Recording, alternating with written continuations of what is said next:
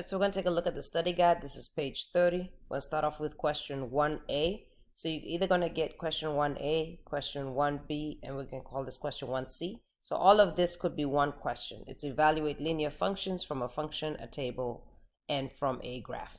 All right, so looking at the function from a equation, all right, all you have to do is go ahead and type it into Desmos, the question, which is right here, and then the function, and then the question. All right, so once you type it in, your answer is 0. So you can evaluate it by hand, but you can also just type it into the calculator. So once again, if you're doing it by hand, that's fine, but please double check it with the calculator.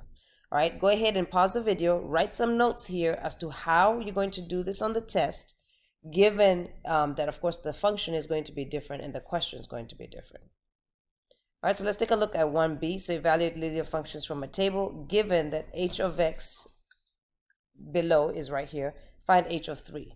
So what is that saying? That is saying h of x, all right, is the thing in the parentheses, which the thing in the parentheses is 3. So here is x. So you're going where x is equal to 3. And they're asking you, evaluate that. When x is equal to 3, what is y? It is equal to 1. Again, pause the video and write down notes to yourself, because the numbers will change, but the question will remain the same. So your question should say evaluate from a graph, not from a table. So go ahead and change this to 1C. Change this from table to graph. And I'm not sure what question I put on there, so I just pulled it up from your study guide. So this is evaluate from a graph, evaluate functions from a graph. And the question, again, similar to the table, is h of x and then h of 3. So x is equal to 3. The same thing is true here. So here you have a function, f of x, and you can see that x is equal to what's in the parentheses equal to -6. So you're going to go to the x-axis. All right, so this is the x-axis right here. You're going to go to -6, find -6, -6 is right here. Then you're going to go to the graph. So if I go up, am I going to hit the graph? No, I am not. All right, so let me go down. So if I go down, where do I hit the graph? Right there. And what is the y value when you hit the graph? -2.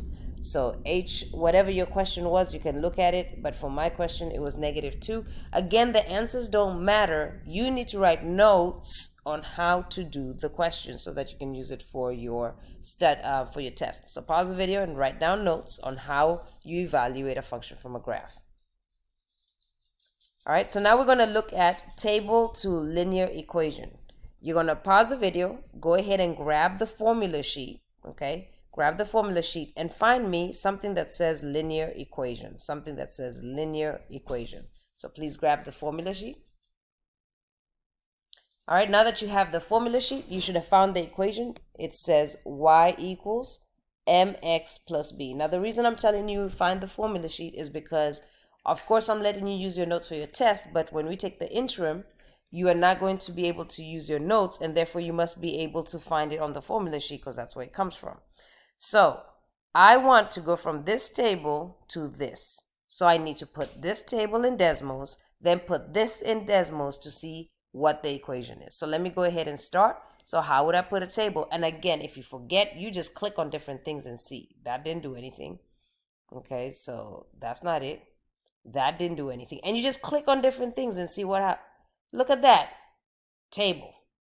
Copy in your table. So 1, -3. Now, the biggest thing about this is making sure that when you copy your table, you are copying down exactly what is on the table, that you are not making a mistake because you're copying it down. All right, so double check the numbers as you copy it down. But boom, I put it in the table. Well, I need to go from this to this. So I'm going to go ahead and type that in. So mx plus b. That's what I need to get to, right? Now, there is an error. Okay, right here, there's an error. It says too many variables, try defining m or b. Cool. It's finding an error because you're trying to tell it, hey, I want you to write this equation from this table. But look at this table. They define it as x1, y1.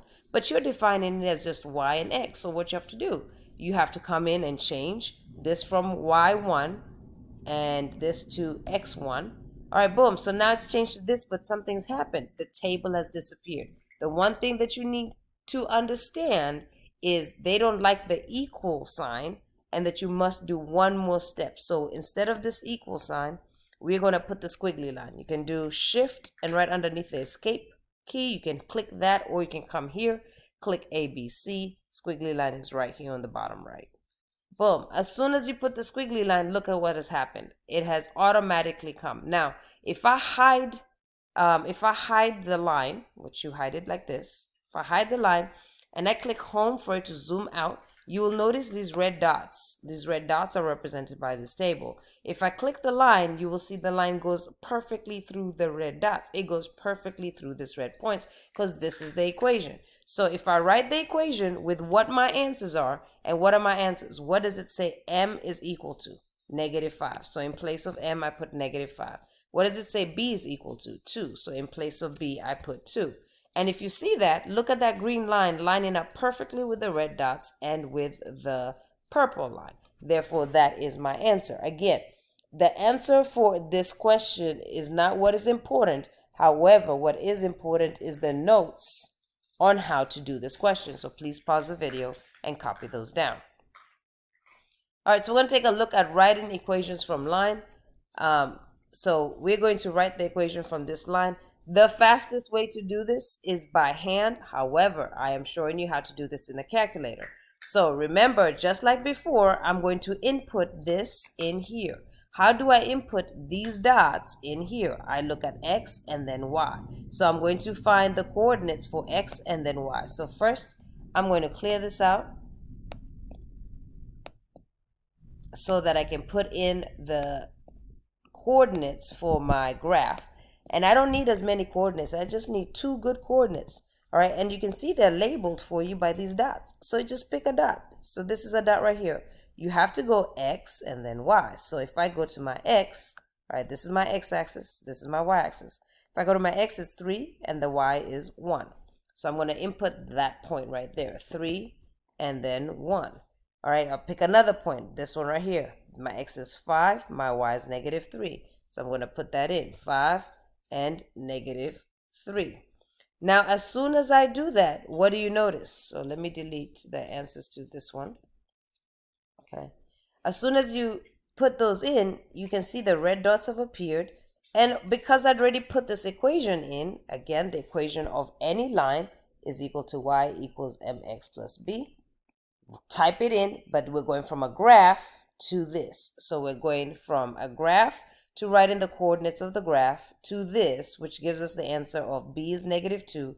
So in place of b, in place of m, I'm going to put -2, and in place of b, I'm going to put +7. And as soon as I do that, I'm going to make sure that this graph looks like this graph. So to do that, I'm going to zoom in a little bit, or zoom out.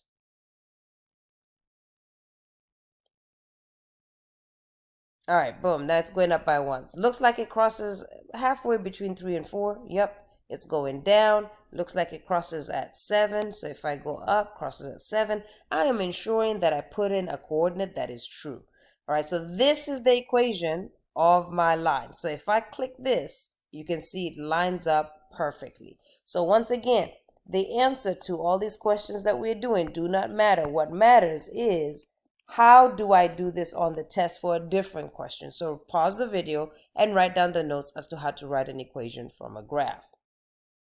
All right, the one we're going to look at now. So in this test, there's only going to be for question 2 one of these options, but moving forward, all of this is a question. Okay, so you get one of these 3 questions because they're all the same thing. Write an equation given a linear situation. So once again, the equation is y equals mx plus b, where b is the y-intercept or your initial value, and m is your slope, or it is the number that keeps happening. And I'm not writing that down. You feel free to write that down if you want to.